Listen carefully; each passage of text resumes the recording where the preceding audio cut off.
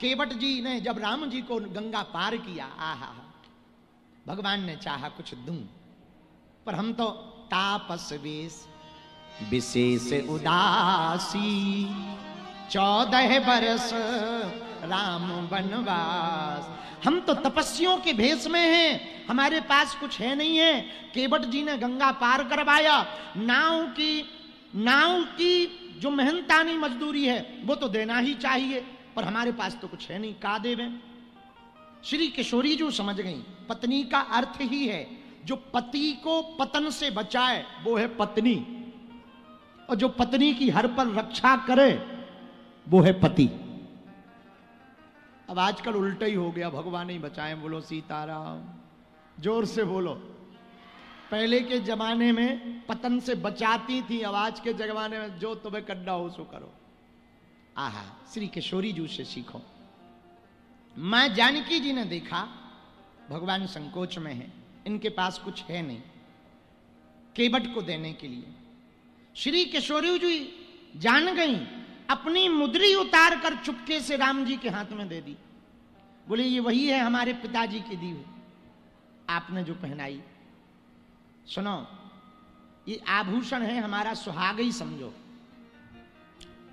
पर आप ये केवट जी को कुछ देना चाह रहे ना, ये मुद्री दे दो। राम जी बोले तुम्हारी क्यों दें, हम पे कुछ है नहीं, बाद में दे देंगे। श्री किशोरी जी ने बड़ी अच्छी बात कही। विवाहित पुरुषों को ध्यान से सुनना चाहिए और माताओं को भी। बोले सुनो रघुनाथ जी, आपके हाथ में कुछ नहीं है तो क्या हुआ, आपके दूसरे वाले हाथ मतलब हमारे हाथ में तो कुछ है। राम जी बोले मतलब। श्री जानकी जनकात्मजा श्री जानकी जी बोली सरकार, आपका हाथ और हमारा हाथ दो नहीं है, क्योंकि आपके हाथ पर हमारा हाथ हमारे पिताजी ने रख करके हमारा दान किया हुआ है। अब जो कुछ भी हमारा है वो आपका है। नोटबंदी के पहले माताजी हमसे कहो कि कुछ रुपया है, तो वो कहती नहीं जहर खावे नहीं है। जिस दिन नोटबंदी हो गई तो जो सुबह कह रही थी जहर खावे नहीं, उनके भी 5-5 लाख की गड्डियां कड़ी। हाँ हाँ, खैर वो तो ठीक है, माताओं की आदत होती है, बचत करनी चाहिए स्वभाव अनुरूप, ठीक है, अच्छी बात। श्री किशोरी जी ने अपनी मुद्रिका उतार कर राम जी को दे दी। केवट जी ने कहा सरकार ये क्या है। राम जी बोले ये तुमने जो हमें गंगा पार किया, नाव पे बैठे तो कुछ देना चाहिए, ये मुद्रिका ले लो, और तो कुछ है नहीं है, यदि कम लगे तो बताना, हम और कुछ देंगे।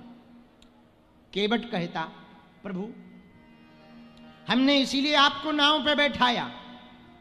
राम जी बोले तो क्या हुआ, तुम नाव पे बैठाते ही इसीलिए हो कि कुछ मिलेगा। केवट हाथ जोड़कर बोला नाई से ना नाई ले बाल की कटाई को। एक जैसा बिजनेस करने वाले एक दूसरे से रुपया नहीं लेते। एक नाई दूसरे के यहां बाल कटवाने चला जाए रुपया नहीं लेते। एक कंडक्टर दूसरी बस पे बैठ जाए, पहचान का होवे, पता लगे कि ये भी कंडक्टर है, रुपया नहीं लगता। बोले क्या कहते थे, बोले स्टाफ है स्टाफ।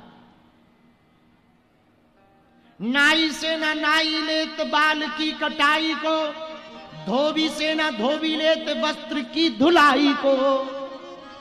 एक धोबी दूसरे धोबी की कपड़ा धोवे तो पैसा नहीं लेता। तो राम जी बोले मतलब क्या कहना चाह रहे। बोले जो काम आप करते हो वही तो हम करते हैं, तो हम तुमसे काहे को रुपया लेवे। राम जी चौंक गए। तो लक्ष्मण जी बोले आप कब से नाव चलाने लगे भैया। राम जी बोले हम नहीं नाव चलाते हैं, पता नहीं क्यों कह रहा है, तुम ही पूछो। लक्ष्मण जी ने कहा हम नहीं पूछ सकते, ये बहुत टेढ़ा आदमी है, हमेशा टेढ़ा बोलता, आप ही बात करो। तो राम जी बोले भैया हमारा तुम्हारा एक जैसा काम कैसे है। तो मुस्कुराता हुआ केवट कहता सरकार काम में थोड़ा अंतर है, काम एक जैसा है। अंतर इतना है हम गंगा पार कराते हैं, आप भव से पार कराते हैं। राम जी बोले भैया हाँ ये बात तो है, ये बात तो ठीक है, ये बात तो ठीक, पर सुनो तुम्हारी मेहनताना मजदूरी देनी पड़ेगी, बच्चे हैं पत्नी है, कछु रख लो, कुछ रख लो। तो मुस्कुराता हुआ केवट जी बोले सुनो प्रभु अपने को ऋणी समझते हो तो एक बात मेरी तुम सुन लेना। अपने को ऋणी समझते हो एक बात मेरी तुम सुन ले। आप अपने को ऋणिया समझते हो तो सुनो, हे राम जी, आप हमारे घाट आए तो हमने आपको गंगा पार कराया। हम जब तुम्हारे घाट आए तो आप हमें भव से पार करा देना। कर्जा समझते हो, ऋणिया समझते, चुक जाएगा, पर हम आपसे कुछ लेंगे नहीं। राम जी बोले फिर भी कुछ तो लो, हमारा स्वभाव है, हम जब तक कुछ दे नहीं देंगे एक पग आगे नहीं रख पाएंगे। मन में 14 साल यही रहेगा, हम तुम्हें कुछ दे नहीं पाए। आहा, केवट कहता प्रभु अब जब आप इतना जोर कर ही रहे हो तो हमें पता है आप ये जो अंगूठी दे रहे हैं ना, ये माया है। यदि हम ये ले लेंगे तो अभी भी नचे ही रहे, फिर और नचेंगे। आपको देना ही है, आप अपनी हमको भक्ति दे दीजिए। राम जी ने आशीर्वाद दिया। केवट जमीन में लेट गया, रज को मस्तक पर लगा लिया। पहले पितरों को तो पार करा ही दिया चरण धोकर, अब मस्तक को लगा करके चरण रज मस्तक पर लगा करके केवट ने अपने आप का भी उद्धार कर लिया। राम जी ने भक्ति का वरदान दिया। राम जी जाने लगे तो उसने हाथ पकड़ लिया, बोले एक काम और कर देना। क्या? बोले आज हमने क्या नहीं पाया नाथ, आज मैं काहे न पावा। आज मैंने क्या नहीं पाया, सब तो पा लिया। जो ब्रह्मांड नायक हैं उनको अपनी नाव में बैठा लिया, उनके चरण धोकर, जिन चरणों से गंगा निकली हैं उन चरणों को हमने धोया है। क्या नहीं पाया? अच्छा सुनो, आपको देखने के लिए लोग ना तरसते हैं, तरसते, आंखें ललायत रहती हैं आपको देखने के लिए। और प्रभु हमने तो देखा नहीं, कितने घंटे कितनी घड़ी आपके साथ व्यतीत किया। और क्षमा करना आप बीच में नाराज हो गए थे। राम जी बोले हाँ आपने आज गड़बड़ी की। केवट ने पता है क्या गड़बड़ी की? जब नाव में राम जी को बैठाया तो बड़े प्यारे लग रहे राम जी। आगे राम जी बैठे, बीच में श्री जानकी जी बैठी, पीछे लक्ष्मण जी बैठे। राम जी सांवले हैं, जानकी जी कनक वर्ण हैं, लक्ष्मण जी गौर वर्ण हैं। तीनों के रूप को देख करके, श्याममयी स्वरूप को देख करके केवट एकदम गदगद हो गया। उसने एक उपाय किया। क्या? नाव की गंगा जी पार कराने में ज्यादा टाइम ना लगता, 12-13 मिनट, आधी घड़ी मतलब 12.5 मिनट, 24 मिनट की एक घड़ी होती, 12-13 मिनट में गंगा जी पार हो जाते। लेकिन उसने क्या किया, राम जी बहुत देर हमारे साथ रहे ना, तो उसने भैया उपाय किया, वो थोड़ा ऊपर ले जाए फिर नीचे ले जाए, सांप सीढ़ी जैसा ऊपर ले जाए नीचे ले जाए। 1 घंटा हो गया। राम जी बोले भैया ये क्या है, यहां तो गंगा जी हैं, अब तक पार नहीं हो पाए। बोले सरकार क्या बताएं, हवा तेज है, बहुत हवा तेज है, सीधा नहीं चल पा रहे। राम जी बोले उल्लू मत बनाओ, लक्ष्मण जी बोले ये पागल बना रहा है। तो हाथ जोड़ करके केवट कहता सरकार क्या हुआ, आप बोर हो गए? राम जी बोले हाँ बहुत देर हो गई है। तो केवट कहता प्रभु विचार करो, हमने थोड़ा ऊपर नीचे किया तो आपको उबन होने लगी, हम जीवों पर क्या गुजरती होगी जब 84 लाख योनियों में ऊपर नीचे होते होंगे। हम लोगों पर क्या गुजरती होगी। राम जी बोले भैया तू हमें गंगा पार करा दे, आज के बाद जो भी केवट प्रसंग को सुनेगा, गंगा जी के निर्मल जल से स्नान करेगा, उसे 84 लाख योनियों में कदापि नहीं जाना पड़ेगा। आहा, अब पार भय। राम जी ने कहा कुछ लो, उसने कहा मुद्रिका है माया और हमको चाहिए आपकी भक्ति। क्यों? प्रभु एक बात कहें, नाथे आजू में काहे न पावा, मिटे दोष दुख दारिद्र दावा। नाथे आज कछु नाथ ना चाहिए मोर मोरे दीन दयाल अनुग्रह तो। आपकी कृपा के अलावा अब हमें कुछ नहीं चाहिए। और सुनो, एक वचन दे दो। क्या? फिरती बार लौट के जब आओ ना, यहीं से तो आओगे, 14 साल हो जाएंगे तो आओगे ना? हाँ आएंगे। फिरती बार मोही जो देवा सो प्रसाद में सिर धरी। आप जो वापसी में हमें देंगे वो सिर पर रख लेंगे। और जैसे ही भक्ति मिली और राम जी गए ना, पता है आपको, आप ये कथा सुनकर के चौंक जाएंगे। केवट ने उसी दिन से नाव चलाना बंद कर दिया। पत्नी ने बहुत डांटा। क्या बात है, जब से आपको राम जी मिले बदल गए, दिन न रात आंख बंद किए रहते, खोलते ही नहीं। केवट कहता, जिन आंखों से उनको देख लिया अब इनको देखने का मन नहीं करता। जिन आंखों से जगदीश को देख लिया अब जगत को देखने का मन नहीं करता। अब तुम कहती नाव बंद कर दी चलाना। अरे भाग्यवान, जिस नाव पर ब्रह्म बैठ गए अब उस नाव पर मैं जीव को बैठा हूं। जिस नाव पर वो नारायण बैठ गए, परमात्मा बैठ गए, अब उस नाव पे मैं किसको बैठा हूं? और आप सुन करके चौंकेंगे। कुछ दिन बाद केवट ने अपनी दोनों आंखें फोड़ ली। एक कांटा लिया, आंखों को फोड़ लिया। किसी ने कहा कि आंखों को क्यों फोड़ा? एक दक्षिण भारत की रामायण है, उसमें इस प्रसंग का वर्णन है। केवट से पूछा कि तुमने अपनी आंखों को क्यों फोड़ा? केवट कहता है, उसको देख लेने के बाद दुनिया को देखने का मन ही नहीं करता। जो उस ब्रह्म को देख लेता, जो उस परमात्मा को देख लेता, उसे पे ये रस नहीं पुसाता। जो मिठाई खा लेता उसको चाय फीकी लगती है। मिठाई खा करके कोई चाय पिए तो चाय फीकी लगती। उसी प्रकार जो ब्रह्म को देख लेता वो फिर जगत को फीका समझता है। जिसने सारा संसार बनाया वो कैसा नहीं होगा? जिसने हमें और तुम्हें बनाया, विचार करो वो कितना अद्भुत नहीं होगा? कस्तूरी तिलकम ललाट पटले वक्षस्थले कौस्तुभम नासाग्रे वरिमोक्तिकम करतले वेणु करे कंकड़म। वो परमात्मा मस्तक पर जिसके तिलक होगा, घुंघराली लटकें होंगी, लाल लाल जिसके होंठ होंगे, गाल एकदम भरे होंगे, कंठ में माला होगी, कौस्तुभ मणि पहने होंगे, वो पूर्ण परब्रह्म परमात्मा कितने प्यारे न लग रहे होंगे।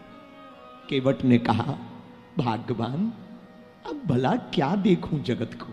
और बुरा ना मानना, मुझे तो अब तुझे भी देखने का मन नहीं करता, और तुम बुरा ना मान। अकेले में जाकर केवट ने एक नुकीला कांटा लिया और अपनी दोनों आंखों को फोड़ दिया। गंगा के किनारे किसी से कहा, भैया हमको गंगा किनारे ले जाओ। अरे ये क्या हुआ? कुछ नहीं, ले जाओ ना। किसी ने हाथ पकड़ा, गंगा के किनारे बैठ गया। जहां से राम जी को छोड़ा था वहीं बैठ गया। जहां चरण खड़े थे, जहां राम जी खड़े थे ना, उसी रज को बार बार शरीर पर मलता, कभी हंसता, कभी गाता, कभी रोता। जब 14 साल का वनवास हुआ, रावण मर गया, भगवान राम पुष्पक विमान पर बैठे। विमान पर जानकी जी बैठी। अब वापस आने लगे। अंजनेय पर्वत होते हुए जब राम जी अयोध्या जाने लगे, राम जी को भूला तो नहीं होगा, पर रामायण में उसमें लिखा है, कथा में, कि जैसे ही विमान गंगा पार करने लगा तो जहां केवट बैठा था वहीं विमान रुक गया। राम जी बोले, क्या बात है, ये तो मन की गति से चलने वाला विमान है, ये रुक क्यों गया? सब बानर परेशान हो गए। हनुमान जी बोले, प्रभु क्या बात है?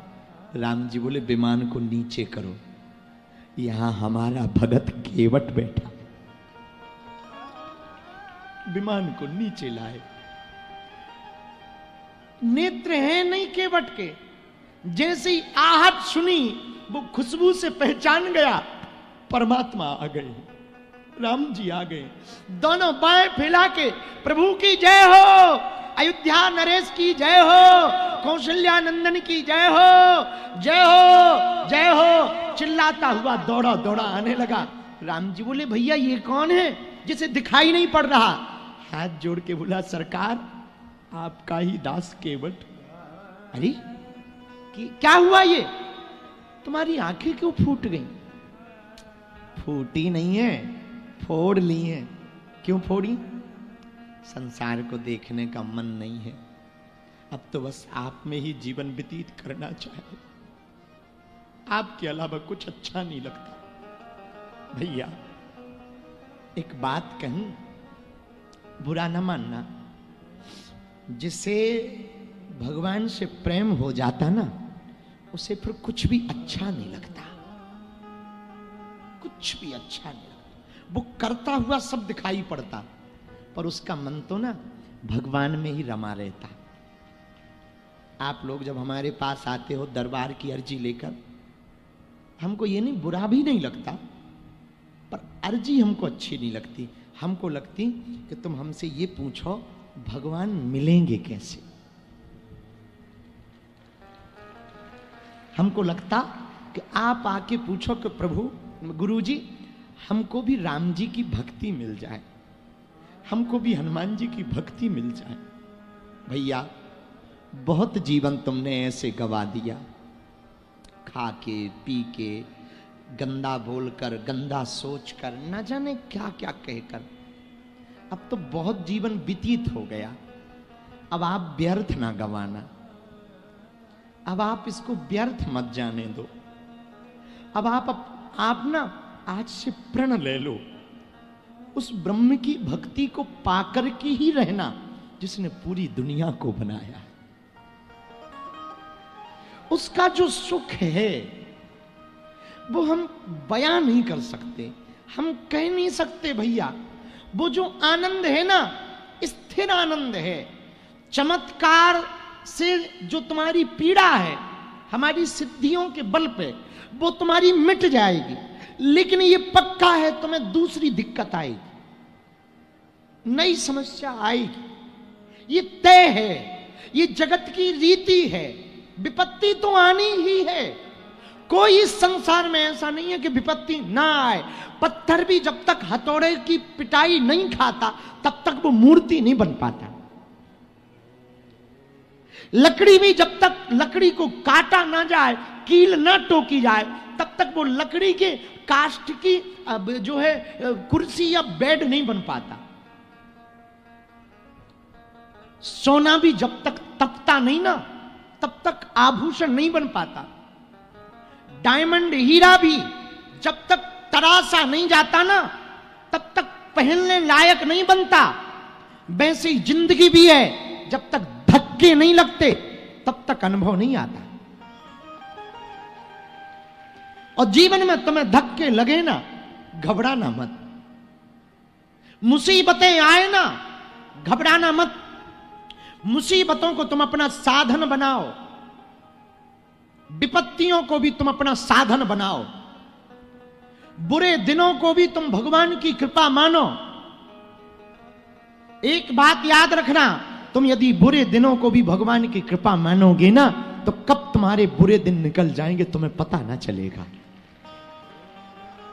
इसलिए मेरे पागलों, भगवान के अलावा किसी के पीछे पागल मत हो। केवट कहता प्रभु हमें आपके अलावा कोई नहीं दिखता। केवट को राम जी ने गले से लगा लिया। आज केवट क्या नहीं पा गया, राम जी की कृपा पा गया, राम जी के दर्शन पा गया। जो भगवान को पा जाता वो क्या नहीं पा जाता, जो ब्रह्म को पा जाता वो क्या नहीं पा जाता। बुरा ना मानना, आप फुटकर फुटकर लोगों को अपना बनाओगे, किसी को आप अपना नहीं बना पाओगे। यदि आप भगवान को अपना बना लोगे तो पूरी दुनिया को अपना बना लोगे।